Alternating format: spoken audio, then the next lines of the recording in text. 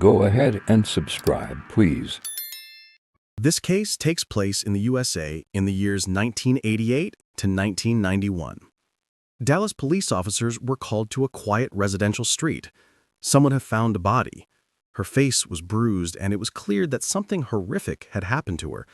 However, as they looked closer, one detail made even experienced detectives recoil in shock. Whoever had done this was beyond twisted. In October of 1988, police found the body of 30-year-old Rhonda Bowie in the Oak Cliff area of Dallas. Rhonda was a lady of the night who walked the streets of Oak Cliff. Her life ended violently on a secluded stretch of road. Rhonda had been stabbed more than 20 times in a frenzied attack, and the ferocity of the stabbings suggested uncontrolled rage. However, unlike later victims, she still had her eyes intact. Her murder was brutal and personal, but with no witnesses or immediate leads, the case went pretty much cold. Investigators at the time had no reason to suspect that Rhonda's unsolved killing marked the beginning of a dark spree. 2 years later, on a colder summer morning in 1990, another body appeared and reignited fear in Dallas. She was a well-known sex worker who usually walked around Star Motel in Oak Cliff. Mary was known as quiet, gentle, and unassuming. She didn't openly flag down clients from the street. She wore a simple jeans and t-shirt outfit and waited for people to approach her.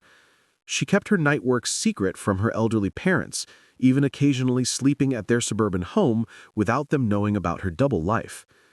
Mary's gentle personality and her vulnerability made what happened to her even more shocking.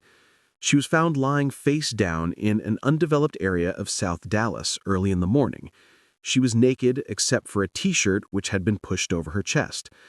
Mary's face and torso were covered in dark bruises from a vicious beating.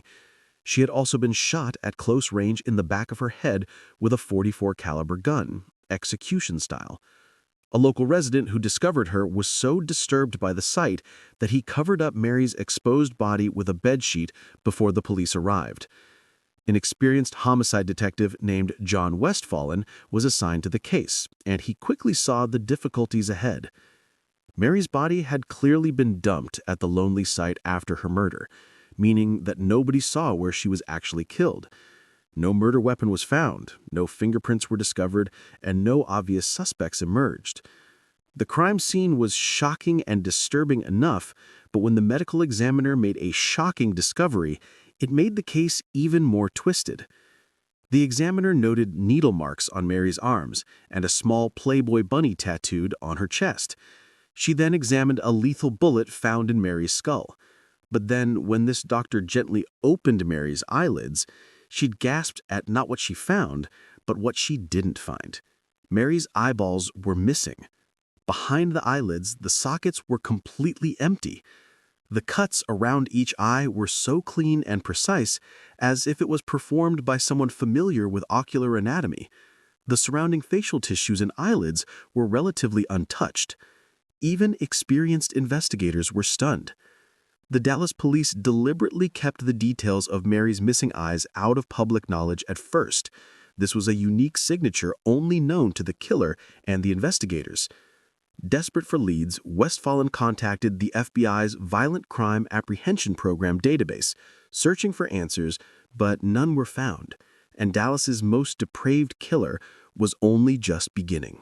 On the 10th of February 1991, roughly 2 months after Mary's murder, another body was found. This time, it was clear that a serial predator was stalking Dallas. Early that Sunday morning, a passerby found the nude body of 27-year-old Susan Peterson along a roadside in southern Dallas County.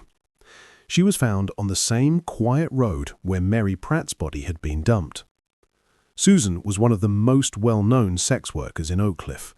She was described as a striking woman with a fierce reputation. Unlike Quiet Mary, Susan was known as bold and aggressive. She openly cursed the police and threatened other women who tried to encroach on her territory. Susan was also skilled at stealing money from clients during intercourse. Susan's body was taken away for an autopsy. It revealed merciless violence. She had been shot 3 times at close range. One bullet entered the top of her head, one in her chest and another in the back of the head. Multiple bullet wounds suggested overkill, as if the killer wanted to ensure that she was dead. A large gunshot wound also disfigured Susan's left breast. And again, when the medical examiner lifted Susan's eyelids, the gruesome signature was confirmed. Her eyeballs had been carefully carved out of their sockets. Another woman had been murdered with her eyes missing. Police leadership quickly called emergency meetings. They faced the chilling reality that a serial killer was now active in Dallas. Detective Westphalen described him as a repeater, someone certain to strike again. Whoever had done this, he had deliberately dumped the bodies in residential areas, ensuring that they would easily and quickly be found. Perhaps he was doing this to taunt law enforcement or even to spread fear. Investigators debated just how much information should they release to the public. Some detectives believed withholding details would prevent spooking the killer into changing his methods. However, because the victims were in a certain profession, the police felt obliged to warn this specific community. Authorities issued a public alert informing local women about a murderer targeting women like them. Flyers appeared at motels and on streets, urging women to remain vigilant or avoid working altogether, which of course, for some very vulnerable women, this was a big ask. The police withheld details about the missing eyes. However, information did leak to the press, and this killer was given the nickname the Eyeball Killer, and this soon spread amongst the media and the public. After these terrifying murders came to light, police went and spoke with local women who were in this profession, and these women no longer avoided the police. Instead, they crowded around the offices desperate for protection and information. Some women gave officers lists of their most violent or suspicious clients, men who had enjoyed restraining or hurting them or doing unconsensual things. One woman named Veronica came forward. She approached officers with dramatic but inconsistent stories. Veronica claimed to have witnessed Mary Pratt's murder directly, but other times she said that a man bragged to her about killing Mary. Her descriptions of the attacker constantly changed. First he was white, then Hispanic, and then black. Officers who heard Veronica's stories often dismissed her, believing drug addiction had made her confused and unreliable. Yet one detail Veronica mentioned remained oddly consistent. Veronica was once with a client in his car parked down a side street, but the client wanted too much from her and she wanted to leave, but the client wasn't willing to let her go. She was subsequently assaulted, but luckily she managed to escape. According to her, she ran away from the attacker's car and into a nearby house where a man named Axton Schindler lived. A key piece of information you will need to remember. Police officers passed Veronica's tip about Axton Schindler to homicide investigators, but due to miscommunication or overload in the fast-moving investigation, the information never reached Detective Westphalen. As a result, the case still had no prime suspect. A promising lead was slipping away, and the unknown killer was already preparing to claim another victim. In the early hours of March 19, 1991, he struck for a third time, changing his pattern just as police had feared. Shirley Williams was a 41-year-old woman working two difficult jobs. During the day, Shirley was employed as a maid, and at night she occasionally resorted to selling her services around the motels of Oak Cliff to make ends meet. On the rainy night of the 18th of March, Shirley finished cleaning rooms at the Avalon Motel. She then slipped out into the streets of Oak Cliff searching for clients. Another worker recalled seeing Shirley unsteady on her feet. She was wearing blue jeans and a yellow raincoat and appeared to be under the influence of drugs. This was the last known sighting of Shirley alive. At 6:20 the next morning, a horrifying scene unfolded in a South Oak Cliff neighborhood. On a residential street curb just half a block away from an elementary school, a passerby discovered Shirley's nude body lying against the pavement. School was set to start within minutes, and children would soon be passing by. The urgency of the situation intensified the police response. When homicide detectives arrived, they faced a grimly familiar sight. Like previous victims, Shirley had bruises on her face and a broken nose, and she had been shot at point-blank range. The fatal bullet had shattered her face and exited through the top of her skull. Despite the severe trauma, it was immediately clear that Shirley's killer had continued his signature practice. One officer at the scene carefully lifted Shirley's eyelids and found them to be empty. Her eyes had been removed exactly like the previous victims. Detective Westphalen was notified and quickly arrived on the scene. He noted that the killings were undeniably linked. This time, however, the killer appeared to have been rushed. During Shirley's autopsy, the medical examiner found a small but crucial piece of evidence. The tip of a razor-sharp X-Acto blade had broken off and embedded under the skin near one of Shirley's empty eye sockets. The removal of her eyes, though still precise, was notably less measured than before. This suggested that the killer may have had less time or was becoming frantic. After 3 murders in just 3 months and a 4th unsolved killing from years earlier possibly connected, the city of Dallas was gripped by fear. News of the eyeball killer was spreading quickly. Those who worked in similar professions to the victims quit their jobs or left the city. The person responsible for these horrific murders just seemed to vanish into the night, and investigators couldn't catch a break. However, they didn't give up, and the restless work of a few dedicated officers was about to pay off. Finally, a breakthrough emerged. Officers who knew local sex workers well heard of a disturbing incident days before Shirley's murder. They spoke with Brenda White, a veteran of her industry, and she described a recent harrowing escape. Brenda explained that a few nights earlier, a man driving a dark station wagon pulled up alongside her, and she got into his car. The man she described had salt and pepper hair and wore cowboy boots with blue jeans. Brenda asked him to drive to a motel, but the man refused, saying that he knew a spot that he wanted to use. Brenda insisted that he drop her off immediately, as she never went anywhere with unfamiliar clients except motels. Suddenly, this man's demeanor changed. He shouted at Brenda and said that he hated people in her profession and intended to kill them all. Before he could grab her, Brenda sprayed mace right into his face, opened the door, and jumped from the moving car. This story haunted the police all day. They recalled every detail these workers had shared since the killings began. They kept returning to Veronica's inconsistent accounts of being assaulted. After hearing this other story the next morning, the police suggested that the investigation run a computer check on the man Veronica had mentioned, the man named Axton Schindler. Axton's address was found, but the property was owned by a man named Fred Albright. Confused by the unfamiliar name, the police continued typing. They discovered that Fred Albright owned another property in Cotton Valley, the neighborhood where the first 2 victims were dumped. But then they discovered that Fred Albright was dead. But then an officer spoke up, suggesting that the case involved another man named Charles Albright, the son of Fred. This officer recalled an earlier anonymous phone call from a woman claiming to have been friends with Mary Pratt. The woman said that Mary had introduced her to a man named Charles Albright. As it turned out, Axton rented a smaller dwelling to the rear of Charles's house, who was living in his deceased dad's house. Police began to speculate that perhaps Charles Albright was the person who had attacked Veronica, and so they rushed to review Charles's criminal record at the County Identification Division. They found multiple charges including theft, burglary, forgery, and assault of a minor. The police believed that they may have found their killer, and so they went straight to Detective Westphalen. After hearing their theory and account, Westphalen quickly assembled a lineup of 6 mugshots, including Charles Albright's. Police then showed the lineup to Brenda White, who immediately identified Charles Albright as her attacker. They then showed the lineup to Veronica. When Veronica reached Charles Albright's photograph, she began to shake.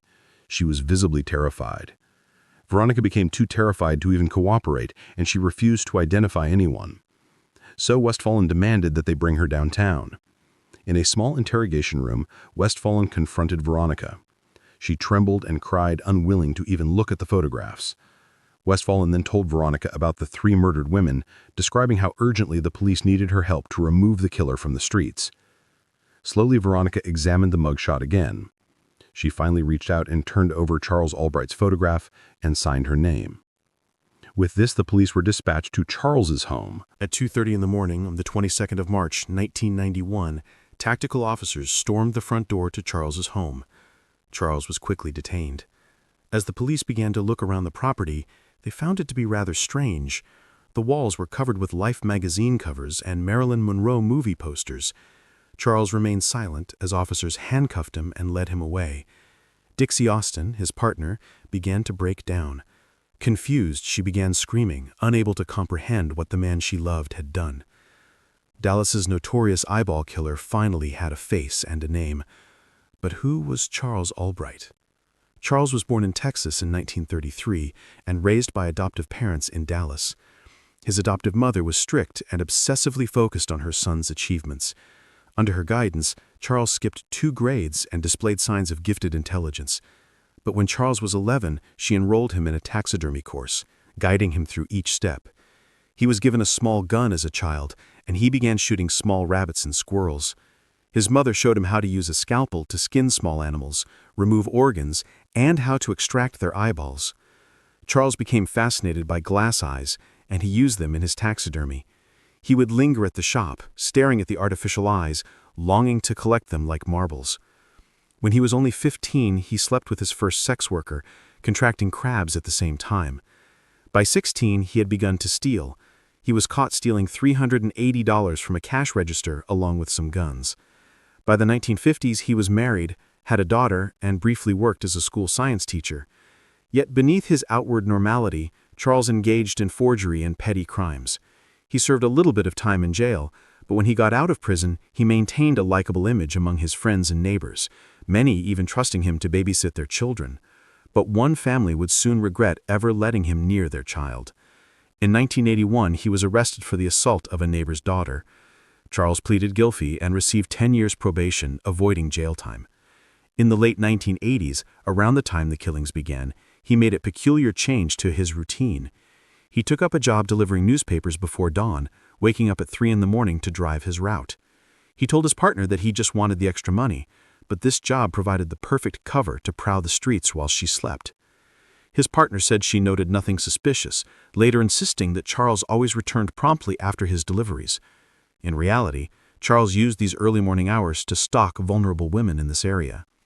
His lifelong obsession with eyes, his surgical skill with a knife, and his ability to mask his true nature converged lethally.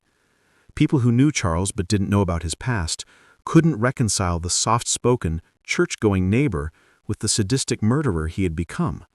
However, they had to face this as his trial would soon begin. Charles Albright's murder trial began in Dallas in December of 1991, 9 months after his arrest. Prosecutors ultimately proceeded with only a single murder charge for Shirley Williams, dropping charges in the Pratt and Peterson cases due to insufficient evidence. Charles pleaded not guilty. The prosecution's case relied heavily on circumstantial evidence. There were no eyewitnesses, no murder weapons, and they couldn't link Charles directly to the crime scenes. But here's what they did have: Brenda White and Veronica's testimonies. They came forward in court with their terrifying accounts of what happened to them, and they pointed to Charles. Also, near where Shirley Williams was killed, the police found a yellow raincoat and a blue blanket soaked in blood. On that very blanket, they found 6 hairs from Shirley Williams. But more importantly, they found 3 pubic hairs which belonged to Charles Albright. They also found a head hair on the raincoat that matched to him too. Blood, hairs from the victim and the suspect, all in one place. Also inside Charles's home, they found taxidermy tools, X-Acto knives, photographs of women's eyeballs, and eyeball diagrams. This is circumstantial, but also undeniably strange. But there was more. Investigators vacuumed his truck and his house, and inside the vacuum, they found more hairs from Shirley Williams, along with hairs from the other victims, Mary and Susan. They also compared fibers from the blanket found in the field to fibers on 2 of the victims' bodies. They matched. Everything was pointing to Charles being the killer. The prosecution also highlighted the unique signature of the killings, the surgical removal of the victim's eyes. Meanwhile, the defense attorneys argued vigorously that the state lacked direct proof of guilt. They emphasized to jurors that no eyewitness placed Charles with any victim on the night of the murders, and that the police never recovered the missing eyes nor the handgun used in the killings. The defense described the hair evidence as weak, arguing that the fibers proved to be nothing more than just circumstantial. The defense also attempted to introduce a different suspect, pointing to the mysterious Axton Schindler. Axton did live on the property linked to the crimes, and he had abruptly left town as the trial began. The defense suggested that Axton was the real killer. However, prosecutors countered this by noting that dozens of sex workers in the end identified Charles and not Axton. Furthermore, nothing in Axton's history indicated that he possessed the skill to surgically remove human eyes. Charles, on the other hand, did. Charles Albright did not testify in his own defense. He sat quietly at the table with slumped shoulders and a neutral expression. On the 18th of December, 1991, after deliberating for less than one day, the jurors found Charles Albright guilty of murdering Shirley Williams. Charles showed little reaction as the judge sentenced him to life imprisonment. Behind him, his loyal partner Dixie collapsed into tears. After the trial, Charles was sent to prison to serve his life sentence. He never confessed to the murders and maintained his innocence. Charles was only convicted for Shirley Williams' murder, although authorities believe he killed at least 3 women and possibly a 4th, Rhonda Bowie. However, this is still uncertain. Decades passed as Charles remained a quiet, elderly inmate. He appealed his conviction multiple times, but without success.